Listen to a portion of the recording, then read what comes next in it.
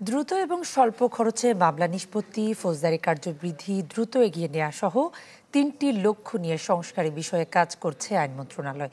দুপুরে রাজধানী বেইলি রোডে জাতীয় আইনগত সহায়তা প্রদান সংস্থার কার্যালয়ে এক আলোচনা সভায় আইন উপদেষ্টা ডক্টর আসিফ নজরুল বলেন, মামলার অভিশাপ থেকে মানুষকে মুক্তি দিতে আইনগত পরিবর্তনে কাজ করছে সরকার।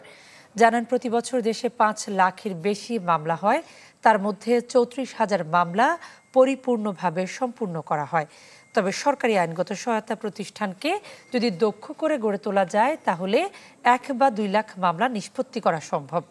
এদিকে যেসব জেলা আদালতগুলোতে ভবন সংকট এবং প্রযুক্তিগত সংকট সহ নানা জটিলতা রয়েছে তা দ্রুত সমাধান করার উদ্যোগও নেওয়া হচ্ছে বলে জানান আইন উপদেষ্টা।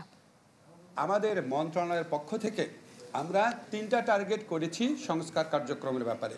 সরকারি আইনগত সহায়তার মাধ্যমে যে আমরা মধ্যস্থতার মাধ্যমে মামলা স্বল্প খরচে স্বল্প সময়ে নিষ্পত্তি করছি, সেটার সংখ্যা ৩৫,০০০। আমরা সেটাকে ১ থেকে ২ লক্ষে নিয়ে যেতে পারবো। ১ লক্ষ তো অবশ্যই পারবো, আমাদের টার্গেট হচ্ছে ২ লক্ষে নিয়ে যাওয়া।